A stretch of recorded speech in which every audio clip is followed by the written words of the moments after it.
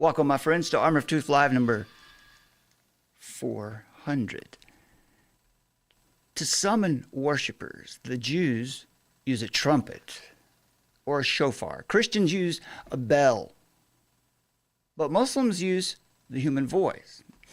Ramadan, which was a few months ago now, is the 9th and holiest month of the Islamic calendar, with 1.8 billion people worldwide observing it each year. And for many Muslims, Ramadan is the time to strengthen their relationship with God through fasting, introspection, prayer, being around loved ones. And the reason I'm bringing up Ramadan is because back a couple years ago in Minneapolis, there was a case where, reported by the Associated Press and many others, where Minneapolis became the first large city in the United States to allow the Islamic call to prayer, or the Adhan, to be broadcast publicly by its 24 mosques. Now, there are more than that. That's just Minneapolis proper. But Minneapolis, the city, allowed the broadcast of the Muslim call to prayer in early mornings and late in evenings, becoming the first major U.S. city to allow the announcement over speakers 5 times a day, year-round.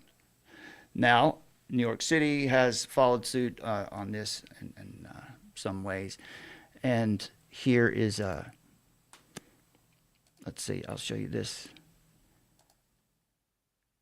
example of from the LA Times.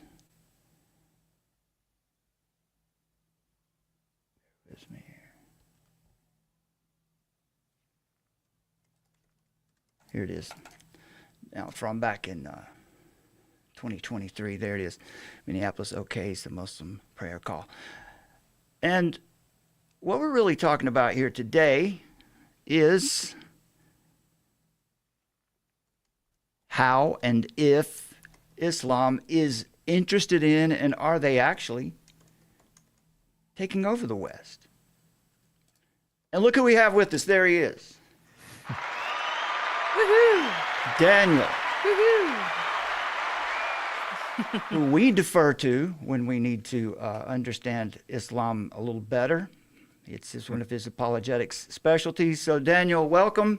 Let us know what you've been up to lately and what you want to point out to us today.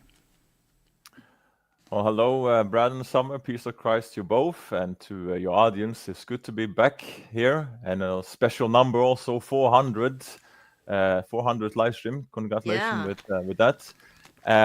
What I have been up to, I have finally organized all to make my book that I wrote for 3 years. Now it's also in Slovak. It's just in the final stage of being recorded into audiobook. And then I will have the book available for free on my website and YouTube channel in 3 languages. And then I can start my next book project, which is a Christian response to the gratuitous evil argument. And I think that might take 2-3 years to write also. It's the academically strongest version. On the side, I have also produced videos in response to Muslim arguments and polemic against the Christian faith. And I have now this Saturday dropping a video which Muslims also like to use to point out that Christianity is incoherent and has problems and it's corrupted and whatnot. It's a video where I defend that the Gospels against the claim that Mark did not knew about the virgin birth, because skeptics will typically say that since Mark does not mention the virgin birth, it's a late invention. He didn't know about it, and it's a forgery and all. So I look forward to drop that. It's a new argument, and I have a lot of videos on Islam. That's one of my interests. I studied for 4 years. So when you guys asked me to come on, we made it happen. So here I am. Yeah, we're so happy to have you. Definitely. We are certainly glad to have you, and we look forward to this conversation today. I'll just mention, before we get into it, just some Muslim immigration patterns, just to give your mind a little bit of an idea about how, what's that? Oh, you need to see me, don't you? That would be helpful. Not just Daniel only, although Daniel is well, you like to look at Daniel. Daniel is a good-looking man. Good-looking man. I got a tan in Greece, and my hair turned more blonde somehow. So Very Aryan. Anyway. Okay. So anyway, Muslim immigration patterns. Since the 1880s, there's been a steady stream. And look, I think we should probably preface this, in America, there's an idea, especially today, that we're xenophobic or that we don't like immigrants and all. That's just never been the case. And as far as the Christian worldview goes, and we'll just call it Protestant political theory, or it's really Puritan political and social theory, and Protestant resistance theory moves on into dealing directly with the government. But the idea, Daniel, and let me know if this makes sense or if you concur with this. The idea really is that we're not interested in being isolationist. We don't want to, as Christians anyway, and we're not interested in establishing a theocracy. We just want to be faithful, and we believe anyway, and the writings of Glenn Sunshine have really helped us to understand this quite a bit too. Here's a book for folks you might want to check out sometime. It has a lot to do with understanding the worldviews of the founders and what they meant by the terms that they used that are so often misused today. But we advocate for a secularist. I mean, I don't know exactly how to say that, but we're not trying to establish or recognize any religion as to be authorized by the government, in other words, because that's where you get into trouble.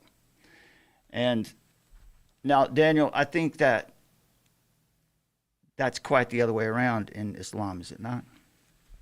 Yes, absolutely. The whole religion ideology is based on conquering the world and establish Sharia. It has that built into it, and very hostile against disbelievers, against the polytheists, against the Jews, against the Christians. It has this built into it and has this takeover mindset. Muslim Islamists have been using many passages in the Quran justifying violence and takeover and polemic against Christians. They've been using this for 1400 years. And when Islam came with Muhammad in the 7th century, when he started to get his revelation running out of the Hira cave in Arabia and telling what really happened in Jerusalem, in another country, to Jesus and all this, then we see that after his death, and we see Muslim caliphates taking over Christian countries. Let's define caliphate for people, because that's something that we hear quite a bit, and I think most people might not quite understand what a caliphate.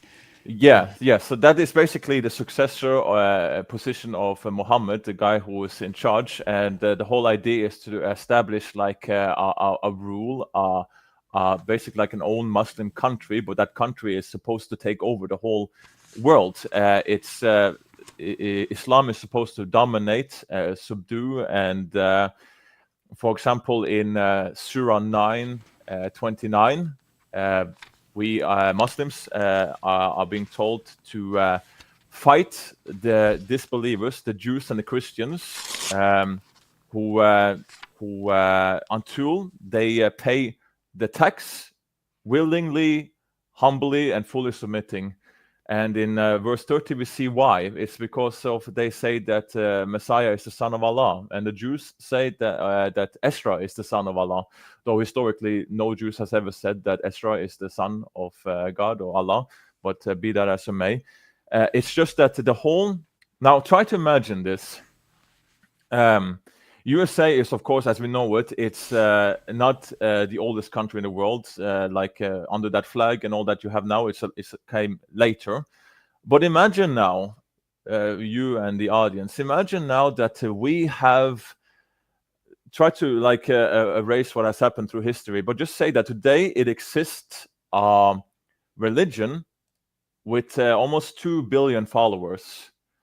and the whole religion has a message and a strong identity in that all people that lives in America, all people that lives in USA and the country of USA is supposed to be under their rule, and even if that means that some of these people has to be forcibly converted to Islam or pay a tax to even just keep their faith or whatever. This is only actually, by the way, an offer that Jews and Christians have. Polytheists and atheists, they don't have that offer of paying like this second-class citizen tax, which we have gone into in other episodes we've done. But just imagine that if there is a religion with 2 billion followers, let's call it the water bottle religion. And water bottle religion. Water bottle religion, and the followers of water bottle religion, their whole mindset and identity and message is that they are to subdue people of USA and the whole country and continent of US and of America. That's what the whole religion is has as an identity and whatever. Wouldn't it be naturally then and a common response and reaction from people in USA and people on the continent to be a bit like worried? Like there is 2 billion people that wants to do that. Like, shouldn't we probably start responding to this or point this out or do something, or just sit on your behinds and let this go unchallenged and just live with that tension? Yeah, it's a strange.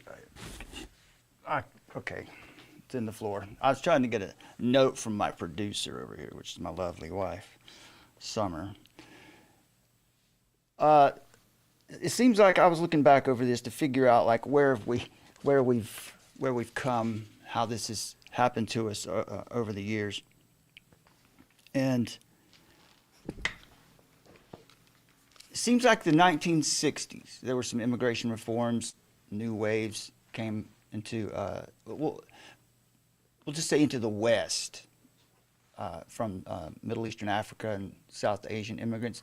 And again, it's really important that we say, when people are really running from tyranny, we ought to be willing to accept people who are running from evil. But there's more to it than this. In the 1990s, though, we saw a really a rush of Somali refugees, an influx in post-1990s, and with it some civil unrest. And we're not really convinced that all of that was. Now in Somalia, you'd almost, in most cases, anyone fleeing Somalia, you would have to, at least after Ilhan Omar's, was Ilhan Omar, was she from Somalia? I believe her family was in the government there. Yeah. And they were communists, and had to deal with President Reagan to be able to come to America and be accepted in through a special route. And then the daughter becomes, after that gift, the daughter becomes as anti-American as one could possibly be today, and not be thrown in jail. But so let's see, where do you let me just follow you. Tell me, you lead and I'll try to follow up here. I just want to point out too, what your point, sorry, I understand what you say. About that is interesting. This USA takes her in, they give her freedom, they give her passports, they give her all these good things that comes with being in the USA, and even gets her to the top of the government, like in the president house and stuff. And this is your reward, how you reward the country that did this for you, that saved you from basically saved you and your family's life. What a nice way of thanking. And basically you have to, first of all, I want to say, this should be obvious and kind of stupid to say, that I have to repeat this, but when we are talking about Muslims and all these things, we are not saying that every Muslim, your friendly neighbor Muslim, is a terrorist or anything like that. We are talking about the religion here, and we see examples of people that are representing their religion quite well. At least if you want, I don't really care how much about what people believe. I am more interested in what the source of your ideology and what that is teaching. That's what we are looking at.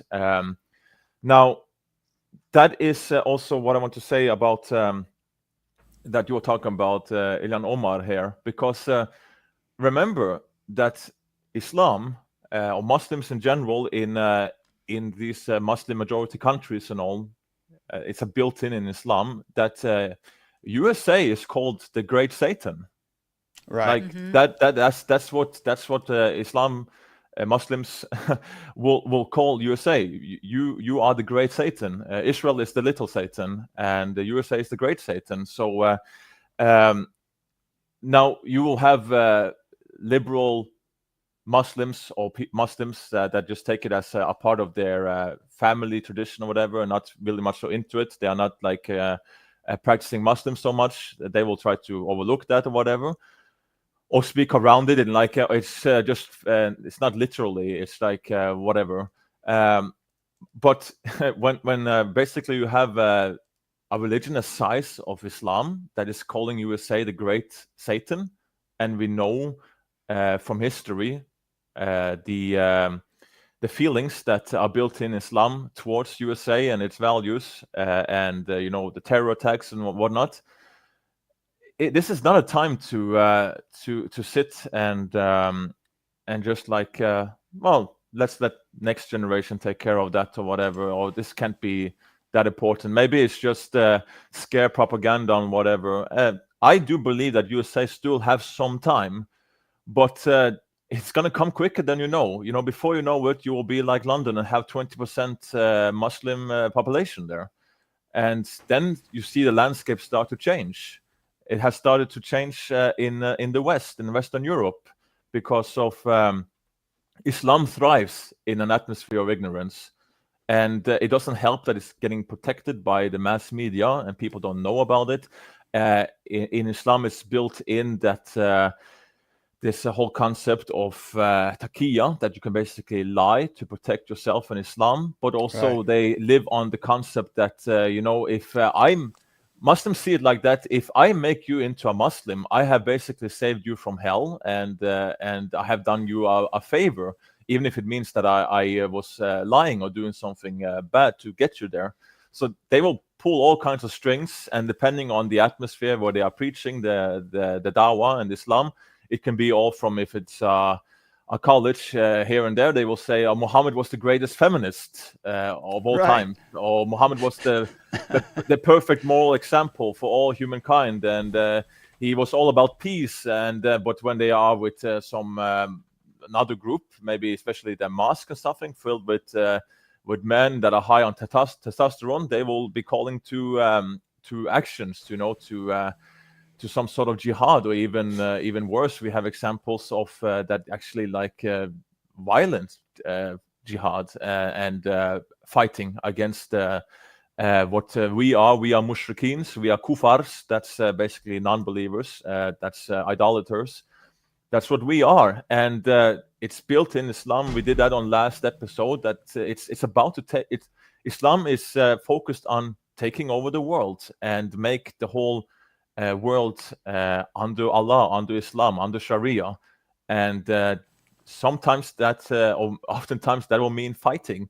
If Muslims will give to, we see that historically, in the beginning when Islam spread, yes, they were absolutely forcing people to convert. Either they have to, if they wanted to keep their life, they would force you to convert.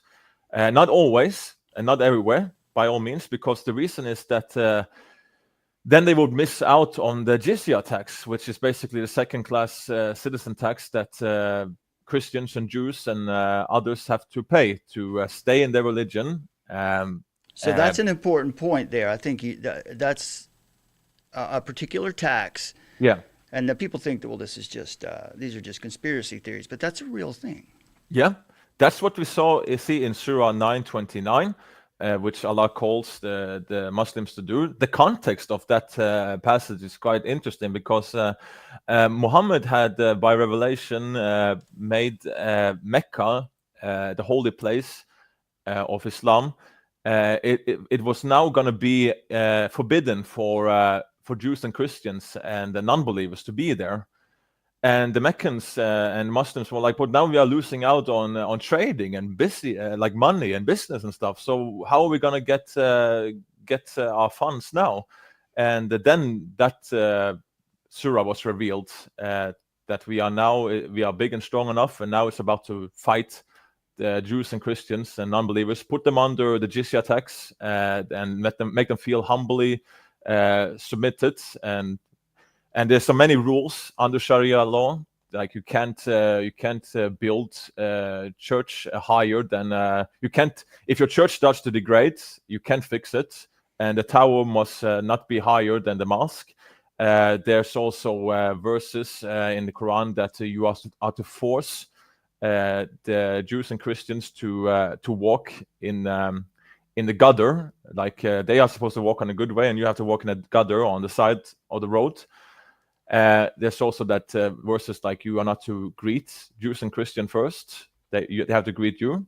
In Surah 98:6, it says that Jews and Christians and disbelievers are the worst creatures. We are called the worst creatures, basically below animals, below rats, below monkeys, pigs. We are the worst creatures. And that's not dehumanizing at all. That's dehumanizing.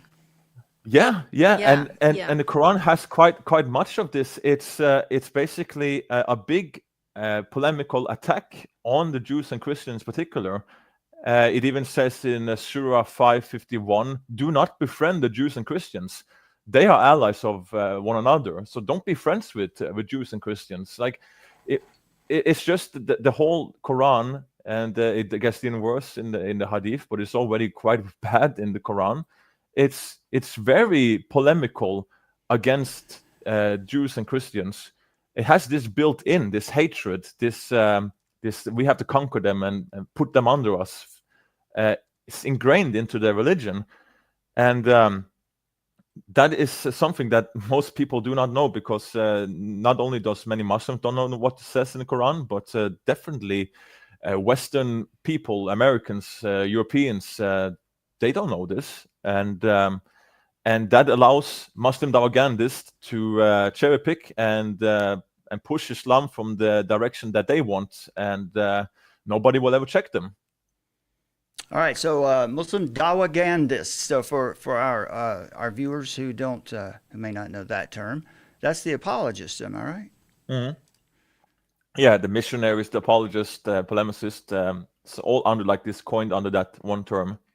And that term also, taqiyya, that is that they can lie. Yeah. Some Sunnis will say that this is no longer in practice today, but there's very good arguments to show that hadith still like that's still a thing, right? And it is a thing. Like we can see it. I mean, it has some of these videos you will see. From that channel, Dose of Truth, it just shows that they are lying to their audience and to even people they engage with to win the argument. And it doesn't matter if it goes against what the scripture says or what is the truth. They will do it because that's how they push. And like I said in the beginning, they see it as in a way that they are doing you a favor because they are saving you from hellfire. So that means like the ends justify the means. Yeah, exactly. Yeah. That's the word I look for. Yeah. Yeah. That's a good segue right there. Daniel, do you mind if I share a little something with you here? Yeah, go for it. We have come across some research, and we're thinking about how particularly in the late 19th and throughout the 20th century, where with the rise of communism, and how has that, if it has in any way, affected Islam. So the idea behind Islamo-communism, this is another element of what's confronting, I think, the West today. Just another element here and we're really just now starting to research this and get sink our teeth into it to understand it. But this is another problem confronting the West today. It's not just Islam or socialism, communism, Marxism. Now we've got blends of those things under the banner of radical Islam. It's not just a religious movement. It's a mutated form of communism clothed in Islamic tradition. So communism began infiltrating the Islamic world in the late 19th century and gained its serious ground after the Bolshevik Revolution and what became the Soviet Union in 1917. So from there it evolved. Nazi Germany and the Soviet Union both played roles in cultivating a political Islam, or Islamism, we would say, that could serve revolutionary ends. Again, as Summer mentioned a minute ago, it's a means to an end, very Machiavellian. And so by the post-war era, communist ideology was no longer just a threat from Moscow. It had metastasized into Islamic regimes and terror networks. Why would this be? Well, we think maybe because Islam and communism share some key features, and you can tell us if you agree with this or if this makes sense. Both promote a totalizing worldview, just like you mentioned. The idea in Islam is to take over the world. Same thing with communism, to realize the utopia of communism. Both demand a regimented collectivist society. Both seek purity through purging the nonconformists, which you've already mentioned. And both envision a utopian, we would say dystopian, world order achieved through domination. So where Islam traditionally, you can look back and see a different kind of Islam that upheld a moral code rooted in a false divine command, but communism, grounded in moral relativism, a belief that man creates his own truth. These things wouldn't seem like they would mix. But communism deifies man, abolishes God, sees the individual as a threat to be erased in favor of this hive mind, this brainless global collective. So what we're seeing and what we're thinking about here is an unholy alliance, something that might manifest in the West, is Islamo-communism. Which was, in fact, designed by early Soviet strategists who knew Arabs and Muslims wouldn't accept atheistic Marxism outright. So they rebranded a revolution in Islamic terms, blending class struggle with religious zeal for the goal of weaponizing Islam to carry out a jihad against the capitalist West. And we've seen the fruits of this. You've seen the Ba'athist regimes under Saddam Hussein and Bashar al-Assad, the communist-inspired terror of the Muslim Brotherhood, who I believe are Sunnis. Muslim Brotherhood are mostly Sunni. Sunnis. And Hamas and Iran's Ayatollahs, even bin Laden and al-Qaeda, even though outwardly Islamic, still advanced a revolutionary agenda that mirrors communist ideals.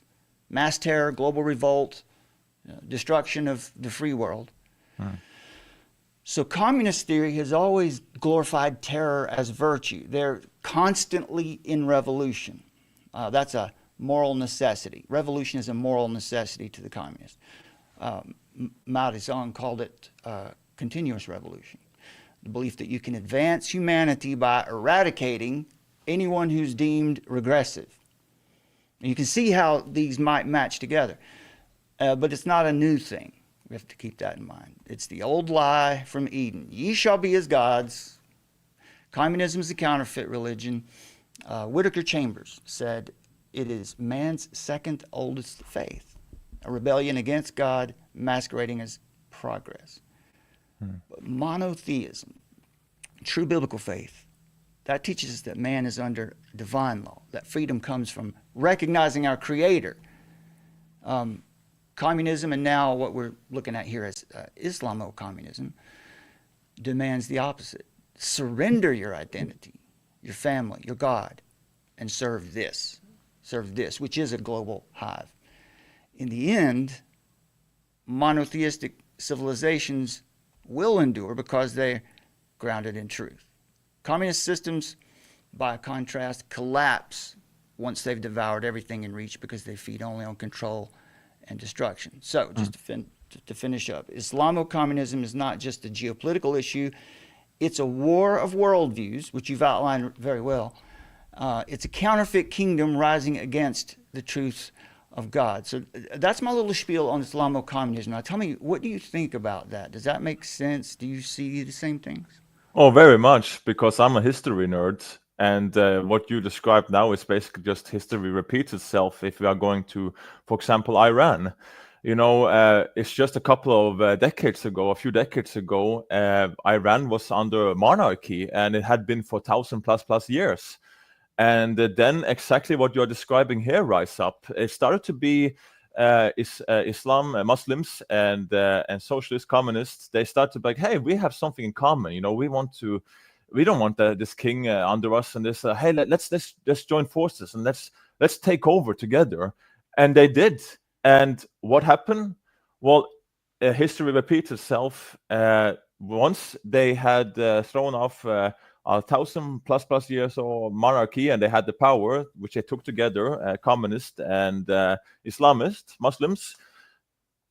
Then they got rid of the communist, of the socialist, by all means necessary. Many were executed, and because this aggressiveness is in both ideologies, but it's even more so in Islam, and that happened. And since then, we had Iran under Ayatollah and Islamic State, Sharia law.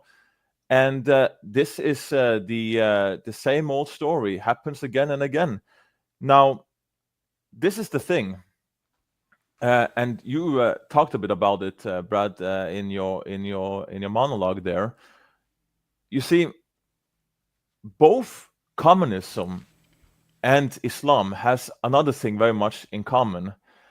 And it's that your friendly neighborhood socialist, a little bit communist friend, and your friendly neighborhood Muslim, a little bit Islamist radical built in there, they both have something in common in the sense of their ideology that they adhere to. Because now, I'm not saying that this is the case for everyone who leans towards socialism and all, but the thing is that socialism is not complete. It's not filled. It strives, it fights to get to the final boss, to communism, you know, the last level. It's always half full, 3/4 full glass. It's not complete. Socialism is not complete until you get to communism. Depending on the people who are in the system and in power, how long you can keep it in socialism plus level. But it always want to fight and strive. It's incomplete socialism until you get to communism. And it's the same with Islam, that these friendly neighborhood Muslims that we have here and there, and many of them are, and thank God that they are not following the book of Allah, the Quran, to the fullest, because then the world would look very much more violent and different. But the thing is that Islam also strives for that takeover, for subduing all the world, the Jews and the Christian, the polytheists, to put them under jizya tax and subdue them so they feel humbled. And Muslims are dominating, and they bring up the end times like that, which we talked about in another stream. But both of them are striving for that final boss, that final level. It's incomplete as it is on its level that I mentioned. You know, in that, if we throw the Marxist element in there a little more, you can see the evidence of this. Queer Muslim communities, which is just antithetical to traditional Islam. The Masjid al-Hub Mosque of Love, which is an LGBT inclusive mosque. These are nuggets that all came from the 2023 story that we did, Allahu Akbar America. And it's just interesting to me that these things aren't being called out or being noticed for what they are. But what you'll hear, Daniel, I think a lot of people, and first of all, I know that as an athlete, I had an opportunity to play football, baseball, basketball, and other. When I say football, I mean the oblong one. Yeah, the egg ball. You mean yeah. something completely different, which is foreign and You mean egg ball? Basically, you throw it for the majority of the game and you kick it a couple of times, but you still call it football. yeah, I got it. yeah, that. Yeah. So anyway, I had an occasion to be around guys from a lot of different backgrounds, and some of them were Muslim. But I think you, in particular, where you played professional football, had an opportunity to be around many Muslim men and become friends. So, just explain that. Explain that we're not trying to draw a line between us and other people. We're trying to establish and maintain a true worldview, right? Yeah, I mean, especially before I moved from Norway, and while I was living in the various countries, I played football, soccer for you American audience. When I had on my team was also contracted Muslim football players, and I even at one point in Spain I shared a house with two Muslims from Senegal, and they were good friends. They had their praying thing. They did that. They were committed. I didn't know about the stuff that I do now about Islam or about apologetics as much in general back then. But they were great people, and I would call them still to this day like your friendly neighborhood Muslims. And I even been having friends with Muslims for a long time, going to eat 50 chicken wings with them, and we have a good time. I'm not really have to be. It should be obvious, but we are not saying that all Muslims are terrorists. We are criticizing the ideology and the danger that leads to, and again, history repeats itself. So we want to look at what has happened in history, and what has Islamic terrorists and warriors throughout 1400 years of conquering and violence and subduing and subjecting the world. What have they been justifying their actions on? Is it just something they pull out from their behind, or are they standing on something that they justify this? And yes, there are many verses in the Quran that they have been using as proof text for why they are doing these acts. And same with the hadiths, the saying of the Prophet in Islam. So this is what we are putting a spotlight on, and what people should familiarize themselves with, because what also many people don't know.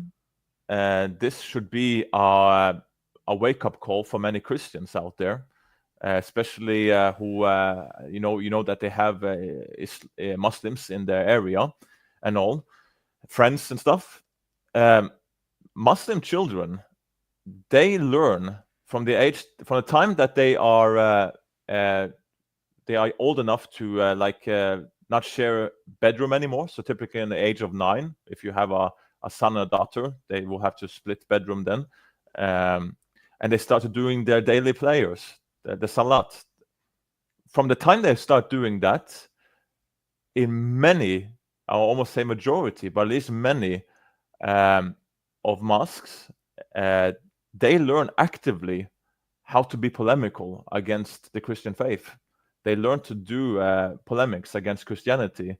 So they disciple their young, right? From the age of 9, the children will start learning how to use arguments against the Christian faith to their friends, or if it gets brought up. I'm not saying that everyone does it, but that is something that starts to be taught in the mosque, and what you have.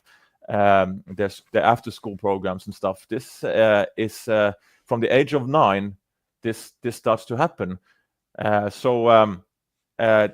is always something I say when I'm out preaching at events and churches. Also, like, it scares me in a way that I know how to cause doubt and maybe even make you guys leave your Christian faith, either attacking you guys as a Muslim or as an atheist. I know what arguments to use that cause people to doubt and to shake their faith very much, and I don't want people to be in that position. That's why I want them to get it from me and others who love them in Christ and wants to equip them and all, because I know that there could be 9-year-olds, 10-year-old Muslims out there who could get a 50-year-old Sunday school Christian who know the Bibles pretty well. Still, they can cause that Christian guy to have doubts and maybe even leave the faith, because they know what arguments that works. They know how to twist the scripture in a polemical way, and the Christian have never heard this before, and it can really shake them. And that's how we see converts are coming. Now, the good news in all this is that there's a very high apostate rate in Islam. So even if they're having more children, they beat us Christians also.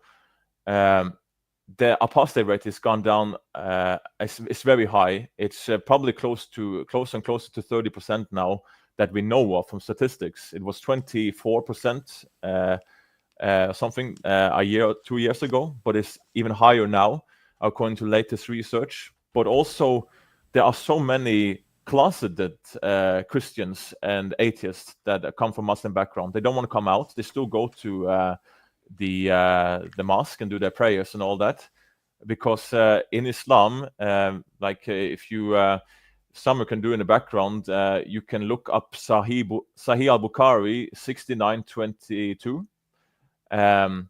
which you can put on screen after. But it says basically there, kill whoever leaves Islam. That's from Sahih al-Bukhari, and that's authentic Sahih quotation from Muhammad. And that is built in. We have even Ali Dawah, most popular Muslim propagandist on YouTube, with more than 1 million subscribers. Even what's that verse again, Daniel? I've got it. Yes, Sahih al-Bukhari 6922. So to continue where I was from, we have Ali Dawah, most famous propagandist on YouTube with 1.4 million subscribers. Clips are circulating all around, has been for years. He even admits and say it point blank, and we have others doing that too, that yes, under Islamic law, Sharia, and Amir, apostates will be killed, and they be watching it. I even said eating popcorn of it. It's really, but I remember this was directed at the apostate prophet when this came out, and his wife. And what happened was basically that when they brought this to YouTube and to the authorities, and it's like, oh, he's just passionate about his faith, So no removing of the video, no blocking, no. This is Islam is really protected on the mainstream medias and platforms. I got Sahih al-Bukhari here. Is this the right one? Yeah, this should be. Yeah. Should I read that for you? Yeah, read that, Brad. Some Zanadika atheists were brought to Ali, and he burnt them. The news of this event reached Ibn Abbas, who said, "If I had been in his place, I would not have burnt them," as Allah's messenger forbade it, saying, "Do not punish anybody with Allah's punishment fire. I would have killed them according to the statement of Allah's messenger. Whoever changed his Islamic religion, then kill him." Yeah. And I left out the peace be upon him. Yeah. But yeah, so basically, if you look at this hadith here, the objection here is that don't kill with fire. That's not what Muhammad, Allah's messenger, commanded. But that's the objection. But as you see at the end there, whoever changed his Islamic religion, kill them. Right. This is what we see even today. I think we can count it still on 2 hands, maybe 3 hands. I have it on one of my older videos, but Muslim majority countries today, there are many of them that still operate with full Sharia, some partial Sharia, but many of them still fully Sharia. And that includes this command here: apostates are executed. Happens all the time in countries like Afghanistan, even Iran, and this is Afghanistan, Pakistan, Iran. I have this full in my video, but I think there's still 8 that do it. It could have changed now. I think there's maybe more. I've been a bit rusty since I looked into that, but this is still something that is practiced till this day, and they justify their laws and their actions based on the Quran and the hadiths, the saying of the Prophet. So now this is why I say that we, especially we that are into history and all that, like we want to look at the history, and then we want to look at what has been their justification of these Islamic expansion and the rules that we see operating even till this day. What are they basing this on? We are looking at the ideology, not necessarily at the people, because they can be spread out being good people, just want to provide for their family, live a life and be happy. But the thing is also, and we have seen this in history when the more violent Islamists take over, for example, ISIS back a few years ago. The Muslims that want to stand up for the Christians and want peace, they get executed as well. They get put in the front line as well. They look at them as apostates, So if you have a force like ISIS and you don't adhere to how they are viewing the Quran and the hadiths, and how it has been in 1400 years of history, of Islamic war history, if you have some nice Muslims here and there that want to, hey, we don't want this is wrong, and whatever, then these Muslims will be put in the same category as Jews and Christians, or even worse, as apostates, and that's a capital punishment for that. So it's forcing them either to, well, some of them will be willing to die for that statement, but others are like, okay, time to get radical and join. So it's a little bit like a ticking time bomb in a way, and it's you have Muslims that are very vocal in the West and in America, also saying stuff that is like, how are you still saying this stuff and are not arrested? Like, this is crazy, but this is how it is. I wanted to get. We were talking a little bit before the show, Daniel, and you were describing, which I think our audience really needs to hear, particularly our audience here in America, about the idea about how whatever's happening in Europe is going to be coming over to America. That's the program that they're trying to feed in over here. And tell us a little bit about Western Europe and Eastern Europe, and paint the picture for us right now as it stands, and how that's a warning to what's heading our way here in America. Yeah, well, you guys know, maybe you guys don't know, you're not that old, but what happened, the English tea drinking people, they came over to USA, and they took USA and they did their thing. They brought a lot of stuff over with them, and that has not changed till this day, immigration, things happens. Now, the problem USA and the West are facing, talking now about Western Europe, some of them have restricted this now more. The thing is that Western Europe and Scandinavia for a long time had open borders, and they brought in a lot of people, many of them really needed to get away. They were in troubles with poverty, with persecution and whatever. But there was a lot of them also that were not at all, and actually had bad intentions. I see it also very. It's a bit strange that the people that often immigrate, we look at the boats coming, we look at immigrants coming to different countries in the West, and why is it always like fighting strong young males in the age of like 15 to 40 or whatever? Like it's men. If they were really in trouble and all, why are they leaving away home their family, their wives and children? Contrast that, for example, when the war in Ukraine and Russia brought out, then get the women and children out, and the men had to return or stay there. This is how it normally is, but it's completely opposite with the whole immigration thing we have seen. Now the thing is that we don't really know what's behind our borders in many places now.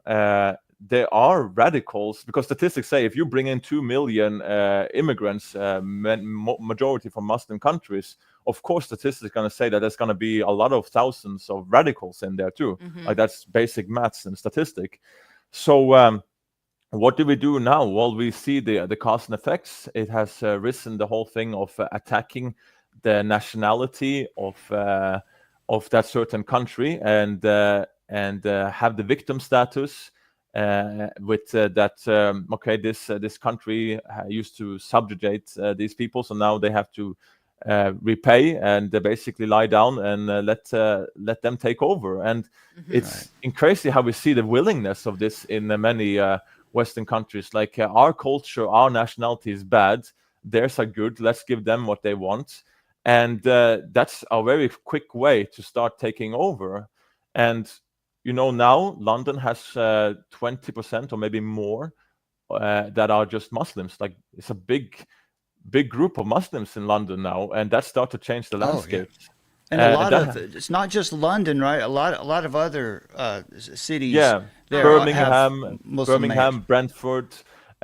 You see that in many big cities in England and UK. Now it's not like on a total, it's still majority English, of course, because we have other small towns and villages and whatever.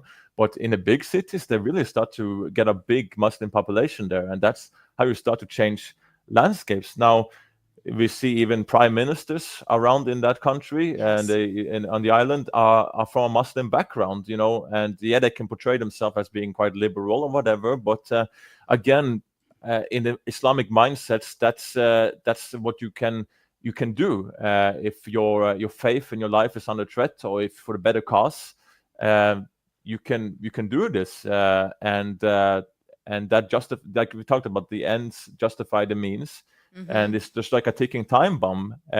Now I would assume, like, this is just like I can't accuse them or anything because I don't know them and their heart and whatever, but my logic says that before you have a radical prime minister that is an Islamic with a hostile mindset, before you have a prime minister of that sort, I would say that in many cases you would probably first have a more liberal Muslim, and then the next election in a few years, who knows if we have a proper, more radical Muslim that is prime minister of one of the countries in the island there, because if more and more Muslim comes in, he will get the votes. I mean, it's quite simple mathematics.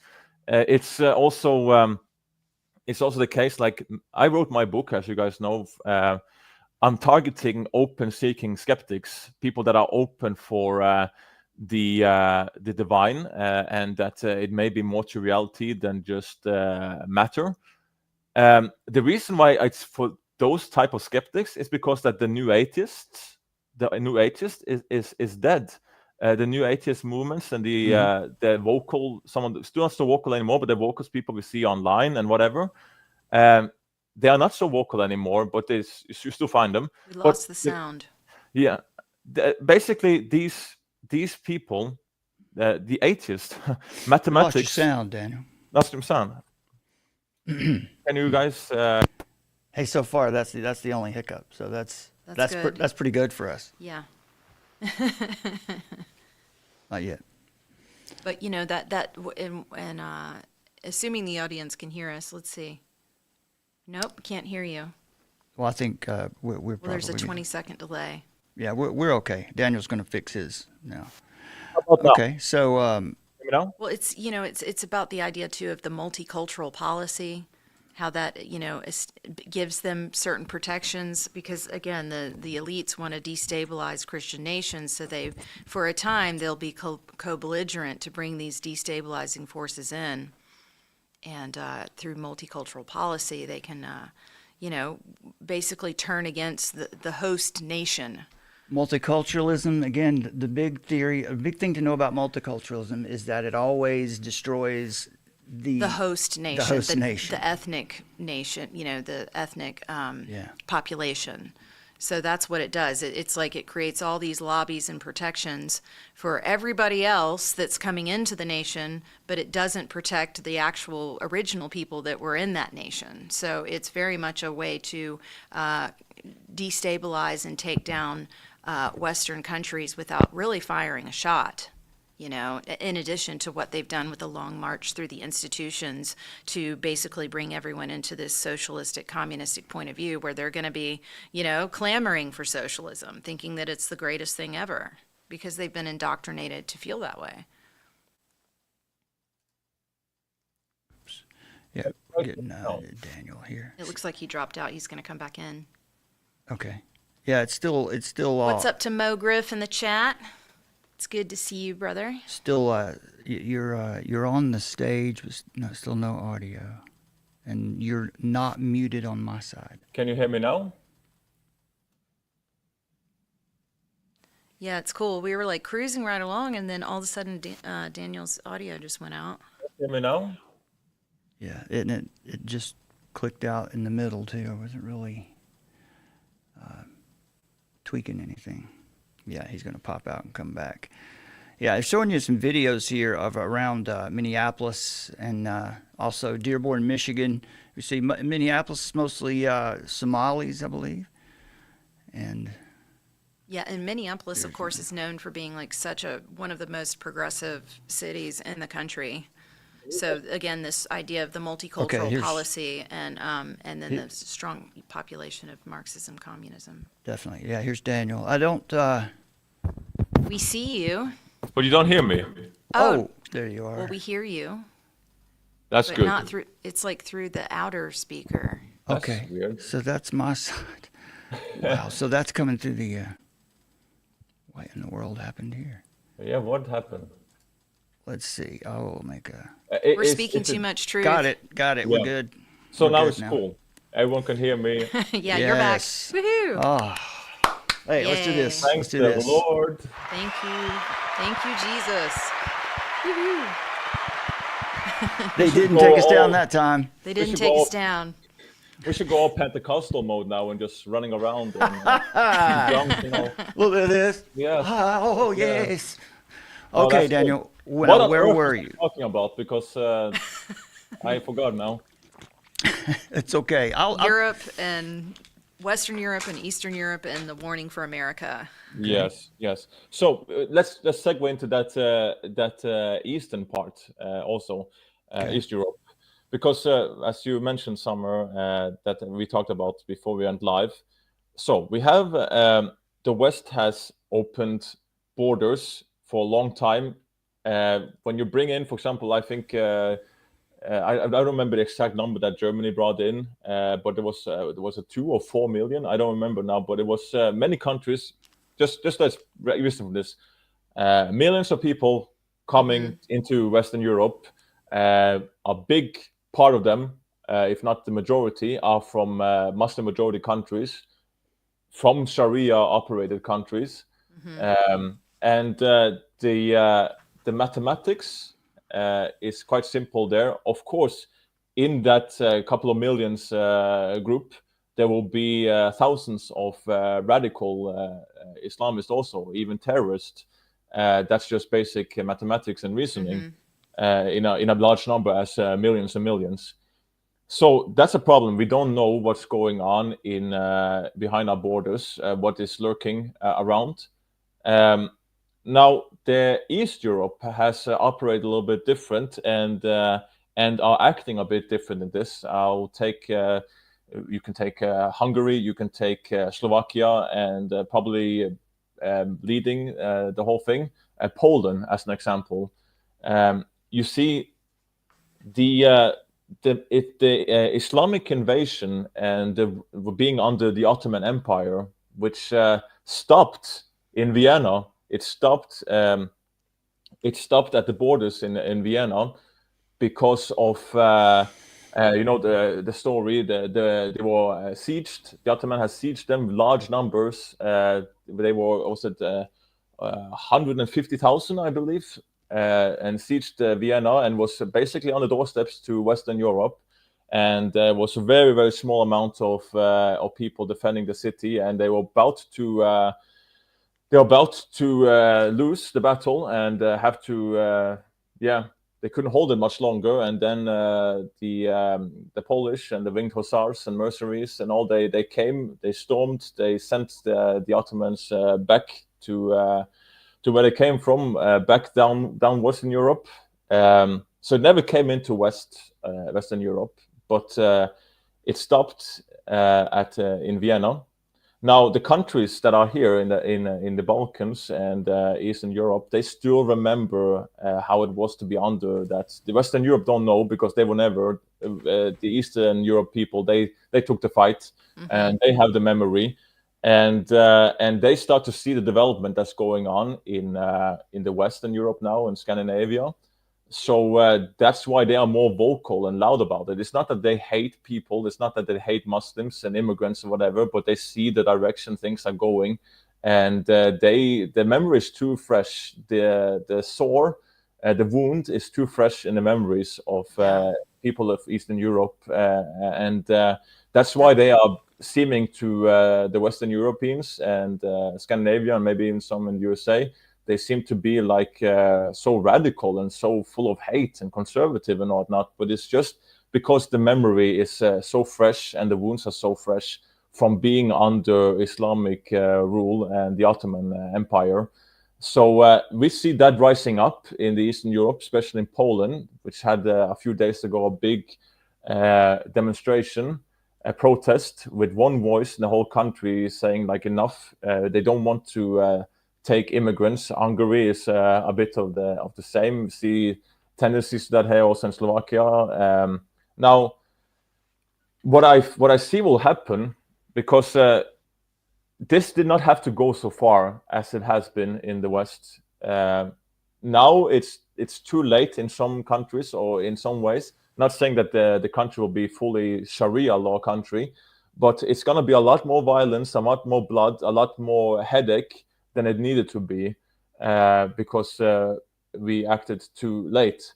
So I think that the countries like Poland and here in Eastern Europe, they will go ahead and lead the protest and the voice, and then the West will follow.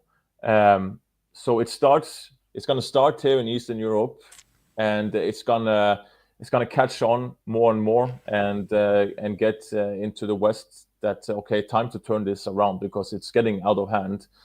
I still think that it's crazy that we have the woke liberal Islamic protest and the things they put out on video and in protest, what they're saying and doing, and the government and police are just letting them do it. Like, sure, go ahead and say and do all these things. Like, this is crazy to me, and I can't believe that that is they're just letting it happen. I mean, all humans are created in an image of God. All humans are equally valuable, but not all ideologies are equally valuable. And the ideology of Islam, this might sound very Islamophobic, but if you are going with the sources, if you're going with the history, and contrasting that with the morals of Christianity, which all the secular countries in the West and Scandinavia and USA are built on, they do not mix, they do not match. Look at this, for example, this photo you have here. Allah loves equality. They're in for example, they typically will march for Gaza and protest and be in favor of them and all that, pro that in Islamic countries and all that also. Yeah. Here in the West, they are just like embracing this. Do they know that in Islam, gays are commanded to be thrown off the roof? Right. Why are you supporting this ideology when that's what it commands? If you guys on photo here, and what if you were in a Muslim majority country under Sharia law, you'll be risking execution. And I always baffled about this also. We have millions and millions and millions of ex-Muslims who left their faith. Many became Christians. Many became atheists, because many are atheists first before they start. They are so scarred before they can look at religion and stuff again. Millions and millions of ex-Muslims who just want to believe, have the right to believe what they want to believe, and that's something also that I value. That at least surface that West wants to portray and get behind, like, hey, you should be who you are and want to be who you want to be, your identity, your beliefs, or whatever. Oh, yeah. But they are simultaneously supporting regimes and ideology that basically will have anyone who thinks that way or want to do that way to be executed. The world has gone mad, but it's the words from our Lord also. We love darkness, and we just didn't want to receive the light.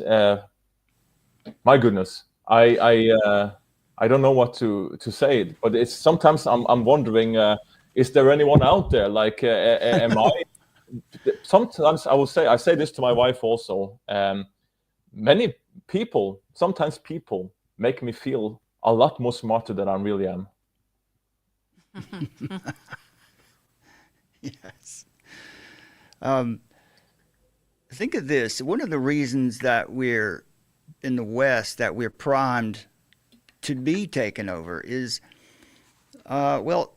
anti-natalism. We just talked about, you remember the guy that blew himself up at the IVF clinic, who claimed to be an anti-natalist. Yes. And one thing that we've done here, and we're repeating the errors of the Roman Empire, is non-reproductive sexual activity, for one thing. We're not reproducing enough. And while Eastern Europe is a major source for new, the point here, let me make a point. We're needing, we actually, the case is anyway, that we need people. We need people of working age people, because we're not reproducing enough. In the United States, the workers are coming from Latin America, especially Mexico, while cultural difference is less pronounced. This influx is still likely to lead to transformation of American society. So the more that we get from the Middle East, the more likely we're to see our culture just shift. And culture is extremely important. And I guess probably the fault lies, as Christians, we're willing to take responsibility. And in America, this is something too, Daniel. This is an idea, a theory that I wanted to run by you and get your input on this, because it's an idea that Summer and I have been playing around with a little bit. And, all right, let's hear it. And I'm interested to hear what you would have to say. There is this idea, and you hear it always. You hear it from neocons and war hawks, but you're also hearing it from the progressive left now. And the idea is that it's just assumed. It is a presupposition that democracy should be spread throughout the world. But when the founders created this system of government in America, it was very particular. It was, and you hear it in their own writings where they'll say that this type of government is only possible with a certain kind of people who are self-reliant, exercise personal responsibility, and people who know their Bible. So when we think that we want to spread democracy throughout the Middle East, and we see how well that seems to be, working out, it looks like that's the wrong idea. That's some kind of that's something that we've bought. That's a lie that I think we've bought. Democracy really isn't an idea that's mentioned as such in the Bible. And that's why I think that the fact that we have this liberty and we have this opportunity to, while we still do, to take the gospel, to preach the gospel, to be vocal, that we've apostatized. And this says here too in Glenn Sunshine's book, the net result is that by 2050, Europe will be at least 20% Muslim and probably more. If Turkey joins the European Union, Muslims may be the majority within Europe by that date. Either way, the increasing Muslim population will produce major changes in European society. As Muslim scholar Bassam Tibi put it, the only real question is whether Islam gets Europeanized or Europe gets Islamicized. So, having said that, and what we said early on is that Muslims are very good at discipling their own youth. Americans and Christians, particularly Christians right now, because that's what our context, not as good at discipling our own children. We let public education system do that for us. 14,000 hours a child sits in a public education seat under the discipleship of the state. And that's another way that we've apostatized, because our school systems, not only are they not neutral, they are pushing another religion. That's where its religious words have been masked. But I don't know, what do you think about that? The idea that it's not the right thought to think that we need to spread democracy all over the world. What we need to do is spread the gospel is what needs to go forth. What do you think about that? Yeah, I mean, it has a lot of flaws in a democracy because who is the majority in that democracy? They will get their ideology ultimately. And if you have an ideology like Islam, take for example the jizya tax, the second-class citizen tax that they impose in all Muslim majority-run Sharia countries, that's basically that hey, you are not a Muslim, so you are going to pay money because you have the wrong belief. So you're going to pay extra money just because you believe wrong, your religion is wrong. And that Muslims will sometimes try and say, oh, but that's not so much taxes, and that's not correct. That has historically been quite high also at certain times and countries. So, but just the idea and the concept that you have to pay. Imagine now people in the chat and Brad and Samuel, like imagine if there was a president in USA who said, hey, you guys are Christians, so you are going to have to pay an extra tax because you are Christians. And also, you know, that church that you have, well, if that needs reconstruction and all that, you're not allowed to do that if it ends up being without roofs, which I have friends who has been to Pakistan. There are a bunch of churches there without roofs because they are destroyed and they're not allowed to fix them.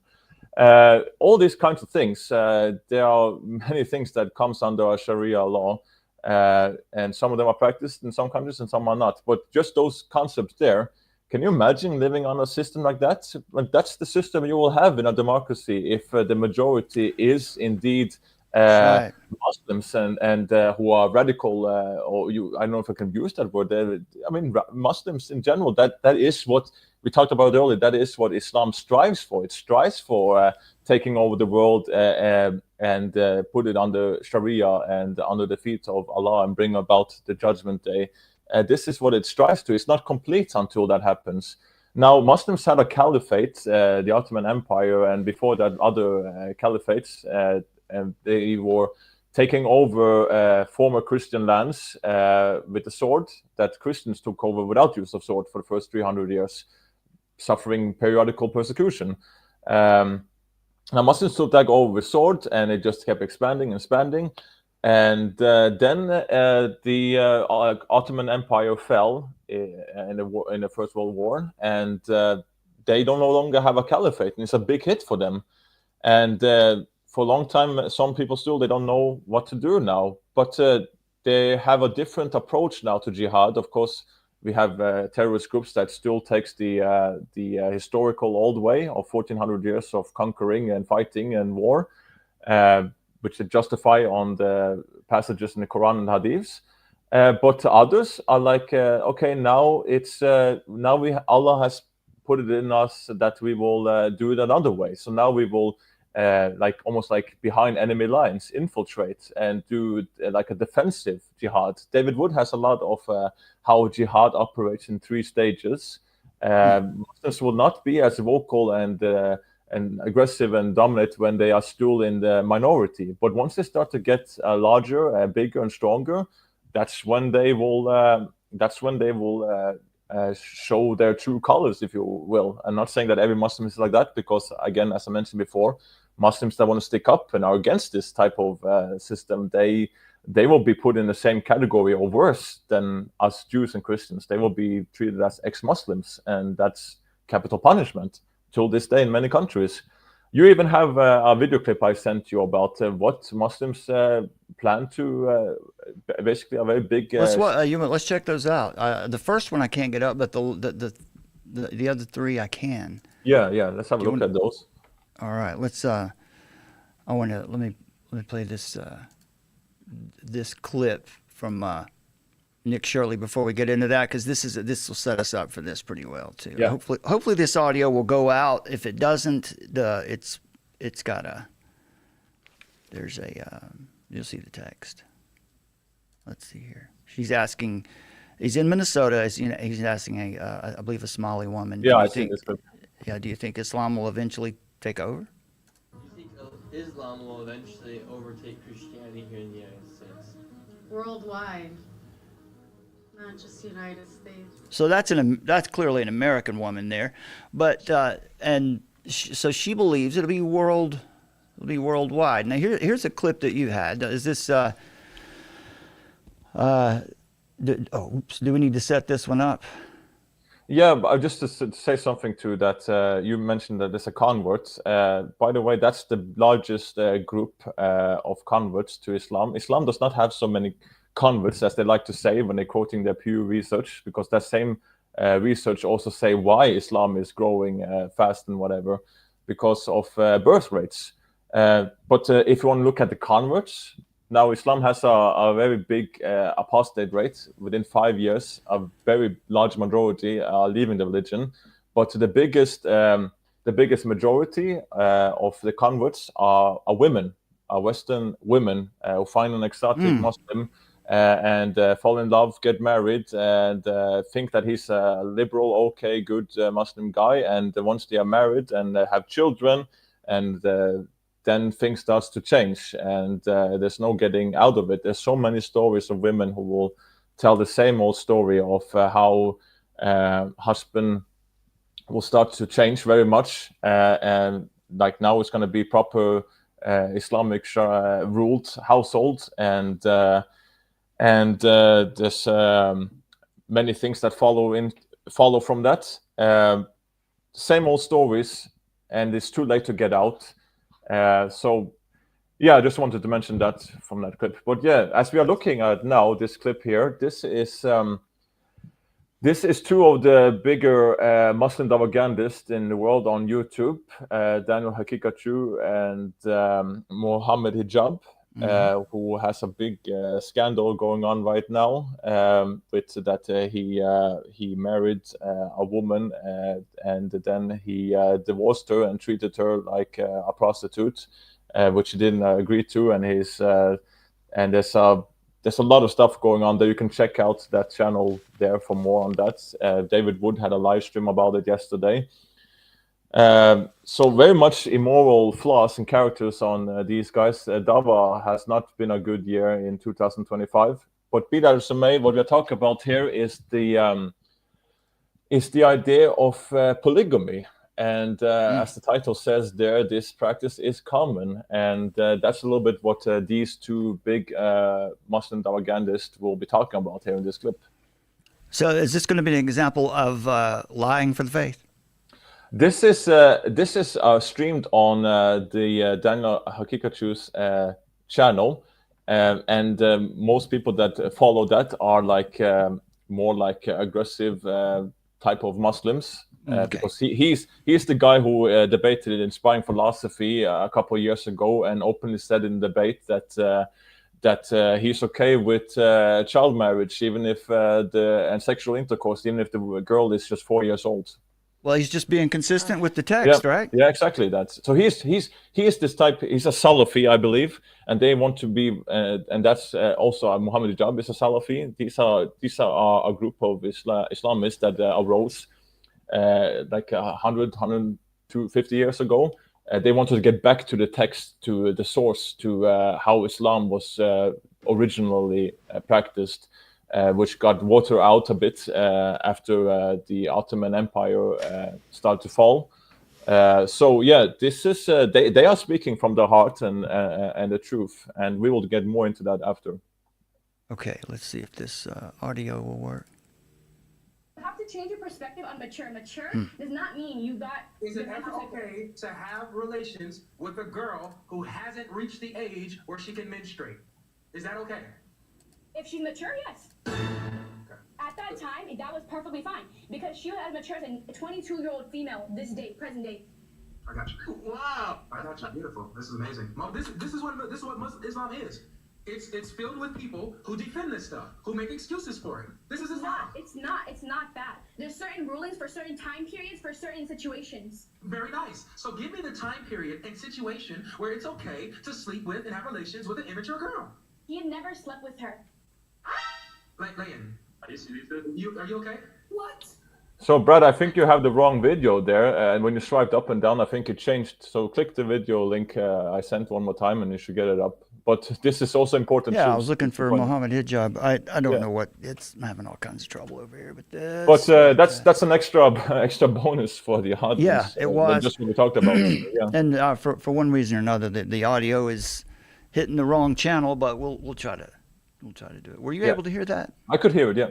Okay. Most of the big names of da'wah have at least done polygamy once. Most of them, if not, like every person that you can think of, like almost the big names, and people you wouldn't expect. Most of the big names of da'wah have at least done polygamy once. Mm-hmm.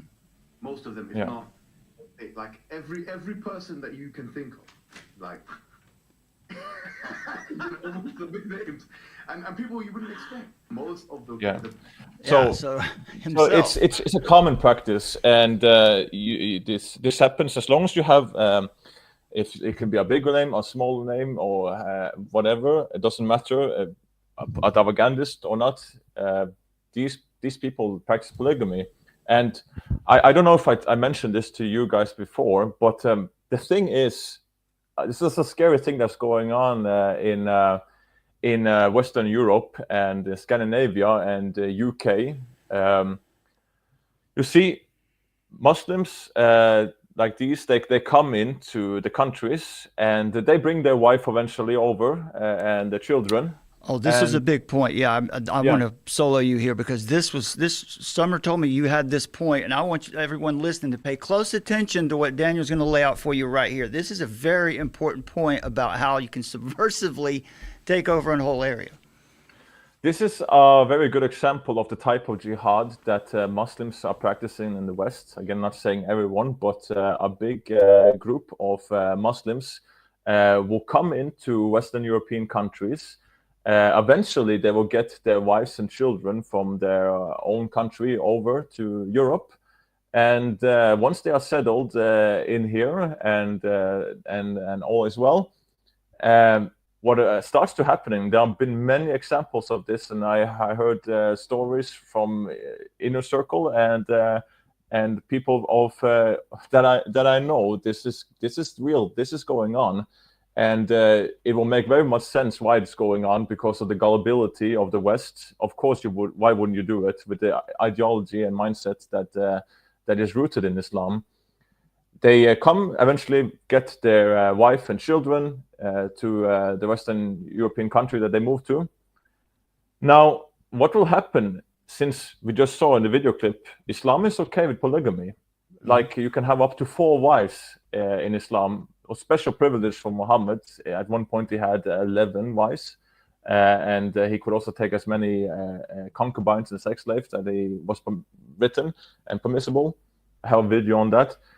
But what ends up happening is that they will take second and third wife in their mosque, secretly, privately, ceremonies. Yeah, they will take an extra 2 wives in the mosque that the government do not know about, because it's in the mosque, it's privately, it's not officially on paper. And then they will eventually start having children with this second and third wife. And they can have 2-3 children with each wife. And for all the government knows, these are just single mothers. And they should be supported financially. Wow. And Slick. basically, we have the West is basically funding jihad and Muslim. I don't want to use this word about what's ultimately image bearer of God, but they are funding breeding. They are funding. What's the fancy word? The procreation of Muslims, because the state and taxpayers in the West brings in Muslims from Islamic countries with these ideas and this ideology, which is okay with polygamy. Eventually, they get their wives and children over, and then they will have marriages in the mosques. Take second, third wife, have a couple of children with these wives, on top of the older ones that they brought from their home country. And but for these single these mothers that they married, or this second and third wife in the mosque they took in marriage, privately, secretly, for all the states know that's just single mothers, and they need child support and protection and support. But they are basically actually a Muslim second and third wife, and we, the taxpayers, the West, is funding this, and it's something that that Muslims has taken a very big advantage of. We are being very, very gullible in the West. And there is a saying that what a policy or program achieves is its goal. So again, just this co-belligerency between these globalists who want to destabilize and take down Christendom, right? Western cultures that are upheld by biblical principles, in essence, biblical ethics. And so, so again, what a policy or program achieves is its goal. So of course, probably they were even given that loophole, like, hey, come over here. And, they created a path forward for these people to come over and destabilize. Yeah, a little bit like what happened in Iran a few decades ago, when eventually socialists and communists joined alliance with Muslims and Islamists to take over and take the previous system and crush a monarch that has been on the throne for 1,000+ years.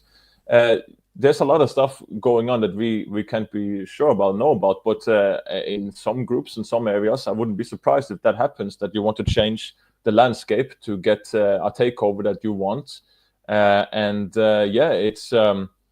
It seems to be very much what again, if it's something that is supported by the ideology that we looked at the video clips here, and the whole mindset of it, why wouldn't Muslims do it if they know that this works and it's possible? Many Muslim men will love to have second and third wife where they come from, or in other places in the West, but they just can't afford it. Muslims take second and third wife normally, not everywhere, because you have countries in Africa that are more poor, but they still have second, third wives. But many Muslims don't have a second, third wife because they can't afford it. You know, Right. it takes money to have a second and third wife. But if this system works and many starts to know that it works, then of course they will do it. They don't have to pay for it. The state do it because these are just single mothers for all they know. That's amazing. That's such a good Yeah. point. Let's check out this other. I want to make sure we get these clips because these are. Yeah. Listen to this Muslim scholar here saying we're going to take you over. We'll enslave you, he says.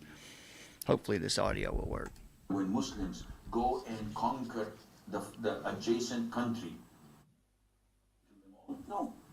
The Prophet says the first thing you do is call them to Islam. If they refuse, then tell them Allah obliged upon you to pay taxation. In return, when enemy comes and attack your country, you don't fight. We Muslims protect you. Subhanallah, for this little money? Yes. And you enjoy sitting in your homes and in your country and live your life normally. But the ruling is for Sharia. So you do not open nightclubs, you do not fornicate. If they refuse, then we have to fight. And if we fight you, then we capture you, you become our slaves, and we take your land, and you take because you refuse. I give you two good options in the coming 40, 50 years when the Muslims become strong. I gave you a chance, he said. Yeah. I gave you two And options. And don't you love the slicing of neck gesture he did? Oh yeah, yeah. And it's that this is also what and it's again, as I said, that they will try to say that it's little money. That's just bull because it could be lower some places in history, but it has also been high. And I don't get the whole thing like if enemies come and attack, you will sit and relax and we will defend you. That's also not what happened in the Ottoman Empire. They used to take boys, children from Christians and program them to become Islamic soldiers. Like I don't know if what's the official name, what they were called. You can look it up. I think it's called blood soldiers or something. But that was also a practice that they will take children from Christians and make them. We see this in Africa, right? In Nigeria. Yeah. That till this day, Islamic warriors make that out of them. So Boko Haram and others. Yeah. But this was also like a practice that the Ottoman Empire did at a point. So to try and put this makeup on doesn't work if you know history and if you do just a little bit ounce of research. That's also known as the Armenian genocide, right?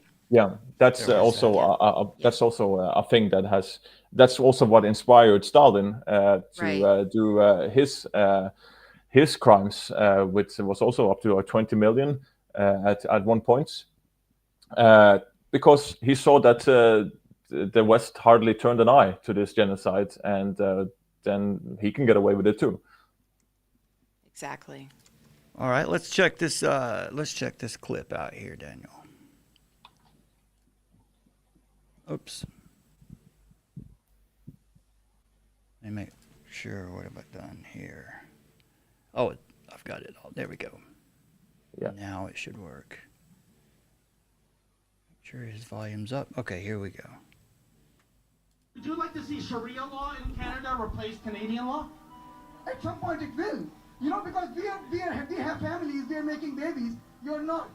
There you go. Your population is going down the slum, right?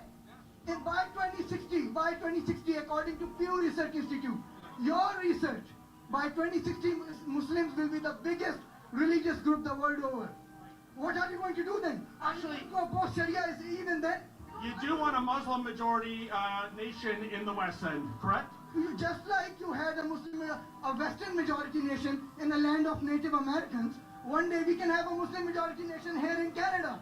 Right in your face. We have Canadian law here, and you say that you want Sharia law to displace Canadian law. That doesn't sound very respectful. In majority, you wouldn't have any other option. Go to your queen and tell her to change the laws. Change the laws to what, sir? To Sharia law? No, change the laws to not allow any more Muslims to come to Canada. We owe our allegiance and our loyalty first and foremost to our religion, not to the Queen, to be honest. When I went for my so-called oath, I was silent, I didn't say anything. It was your responsibility to make sure you got it out of. So at least, Daniel, what you can respect about that, when you when you when you're when you're sparring, Yeah. and when you're debating, well, at least he's consistent, right? I mean, he's consistent to his belief system, the text of his belief system, anyway, right? Yeah, but that's the thing. Also, even many of the top Muslim propagandists today, they will even also openly. Something changed over a couple of years.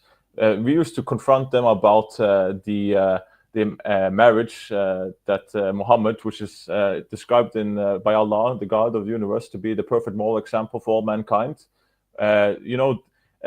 We used to point out that, hey, there are 200 hadiths that talks about that she was around 6-7 years old when he married her and consummated the marriage with her when she was like 9 years old. And there are like 200 hadiths on this, and they will say, no, they're fabricated, it's not true, and blah, blah, blah. Now we have this guy we saw earlier, Daniel Hakikachu, openly admitting that in debate, and even saying that he's okay with even 4-year-olds if she is mature.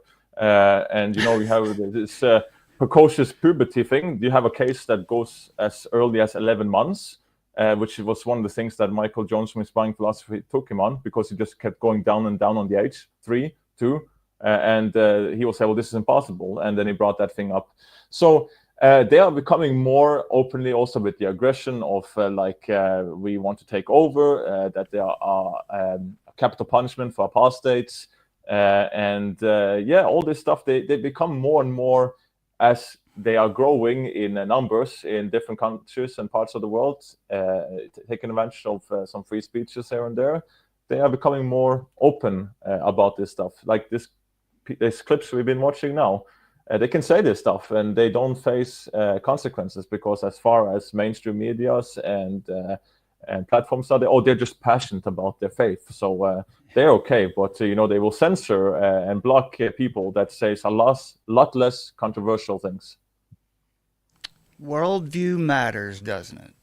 It's not there. Yep. There is no neutrality, and this is a very important issue, Daniel. We're right at that 90-minute mark, so I wanted to give you an opportunity to sum everything up. I've got a little statement I want to make after you, so just summarize what we need to take away from all this, and I'm going to give a little.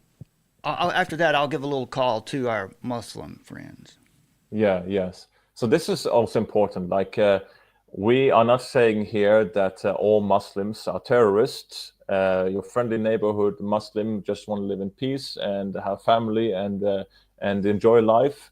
Many of those, and this is not who we are talking ultimately to here. We are talking about the ideology of Islam, which has its roots in the Quran and the Hadiths, which Muslims have been using for 1400 years history to take over by war and conquering Christian lands that were that took over the countries, not by use of sword, but by peace and the gospel, for 300 years, periodically suffering persecution. And they were Christian majority countries. Then Islam came around and started to expand, took over these countries, imposed Sharia, and has spread, and has done this till this day. Though the caliphate is no longer exists, now they have started another form of jihad, which we were talking about. So no need for me to repeat all we've gone through over the 1.5 hours. But what I will say is that in the USA, you still have time, but things can change very fast, as it has, for example, in the United Kingdom. In London, they have 20% plus population of Muslims now. Things can change very fast, and it has been a lot of immigration over the years. Time has changed, and the landscape can change very quick.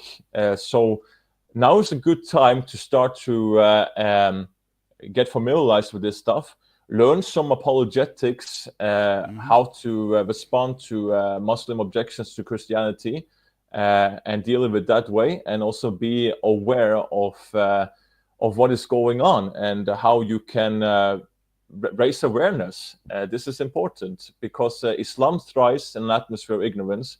And unfortunately, in the West today, most people just think of Islam as an exotic religion from the Middle East, not at all familiarized with what kind of ideology and message that is taught there, how it is polemical and aggressive against Jews and Christians, how the mindset is to take over, to subdue the whole world and put Jews and Christians under Sharia law to pay taxation just for being Christians. And if you leave Islam, you will be executed. That's still operating in many Muslim majority countries.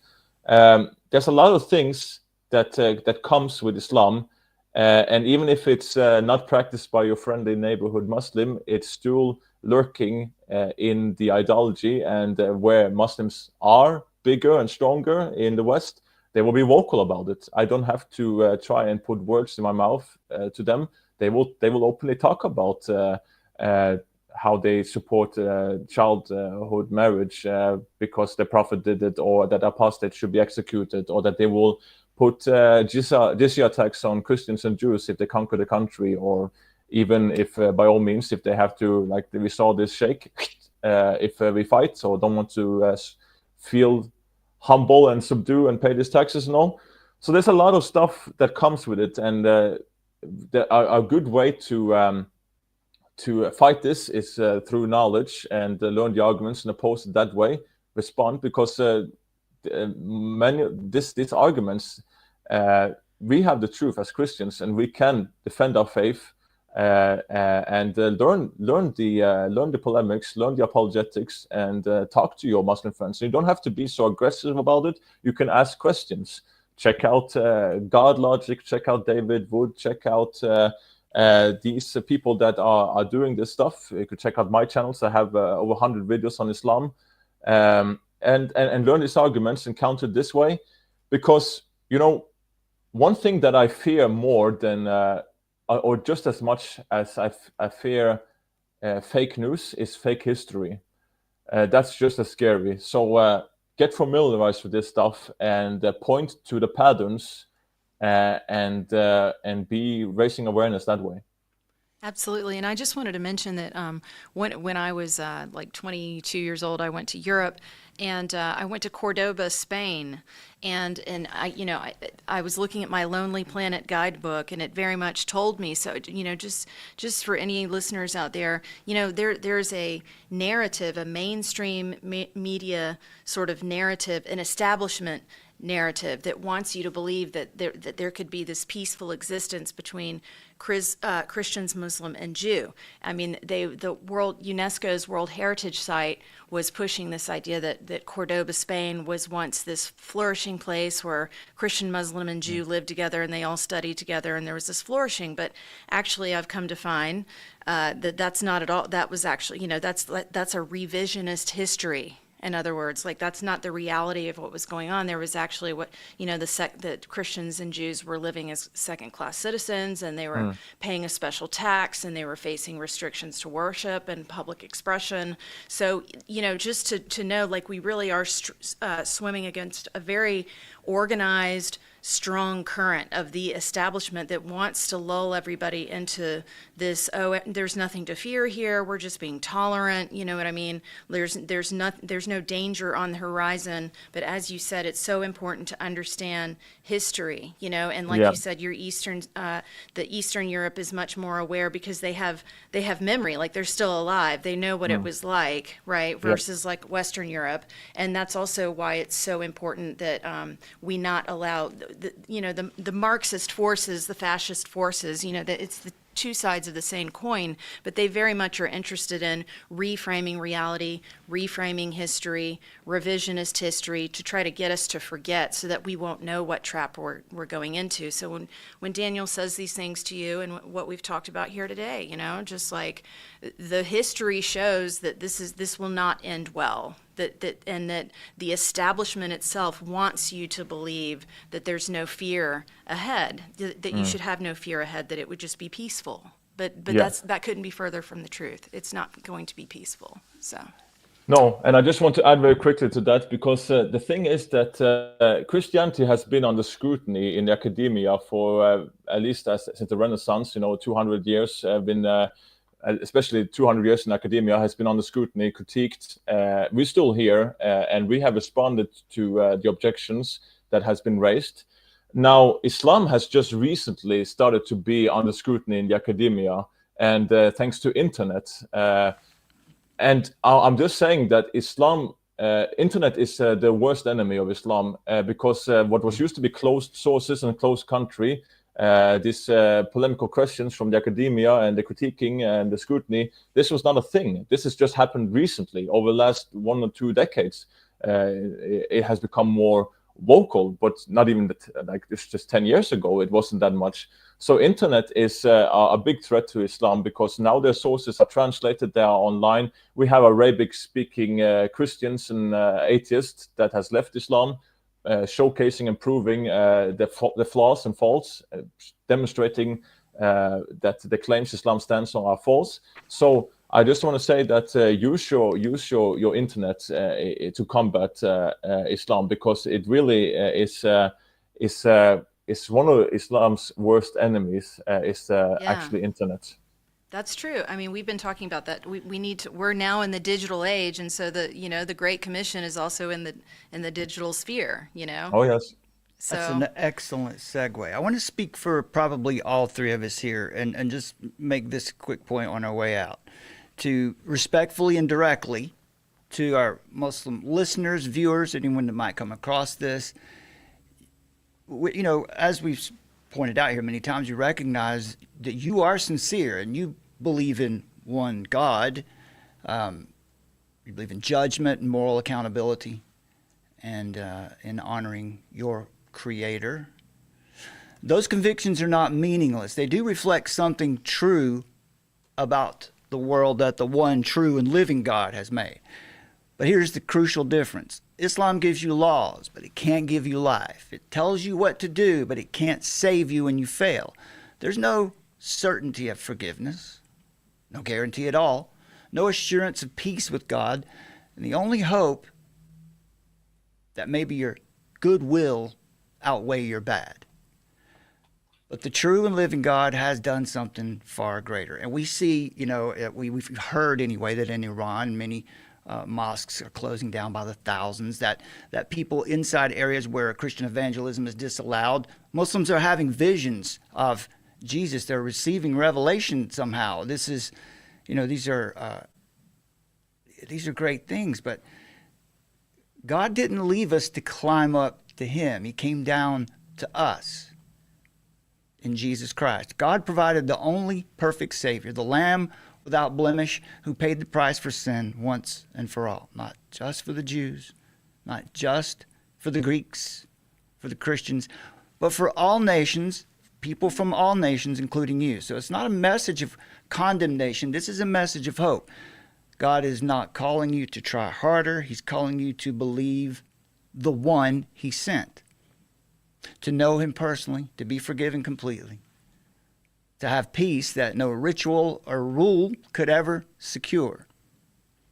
And so that's the gospel, and we share it, not in arrogance, but in love. And our prayer is that it would reach far into these areas where evangelism is not allowed, and hopefully, we can see some more conversions. En masse, in fact. And maybe this is the reason why we're getting such an influx of folks from the Middle East. It looks like in the West, the Lord is bringing evangelism right to our doorstep too, isn't He? So, Daniel, do you want to summary? You got anything to say on the way out? Thank you so much, Daniel. This has really been a huge blessing. Appreciate you. Thanks for having me on. And before we leave, we have to address the 2 super chats that you have on YouTube, I think. Ah, yes. Are you kidding me? Really? Mogriff, thank you, my man. And Daniel. Thank you for that. We appreciate that. Mogriff, this is everything I wanted to know about Islam and why they serve a God named God. Thank you, Mo Griff. And Yes, of course, thank who is this guy? This guy right here. He's a phobe. Daniel, apologetics. Oh, there he is. Daniel on? He's an Islamophobe. That's what I heard. That's what I heard. Yeah. That's what he said. All right, folks, please make sure that you go also to danielapologetics.com, because you're going to want to get the book. Oh, Divine Hiddenness. Tell us about that book real quick. Just tell us about it so the people know. So basically, Divine Hidden is a book I wrote over a period of 3 years, and it's responding to academically strongest version of Divine Hiddenness. Why doesn't God give undeniable proof to all people from A to Z throughout history that he exists? Like, why is he not more apparent? And what about people who never heard of Jesus or received the gospel throughout history? And the book is available for free on ebook and audiobook on my YouTube channel and my website. And take advantage of it. I hope it's helpful. I am preaching on it in advance in churches, and it's been. I'm very happy with the feedback I got from it, even from atheists. I deal with the arguments. The book contains basically a logical argument, theological argument, philosophical argument, and biblical argument, and even using cognitive science. So people can basically also just pick the argument they like the best. But there's many approaches there, and it's now available for free in 3 languages. That's amazing. And I would like to say too, most of you might not realize, Daniel comes from, tell me if I'm wrong, more of a libertarian free will position. We come from the Reformed theology position. But this book serves both.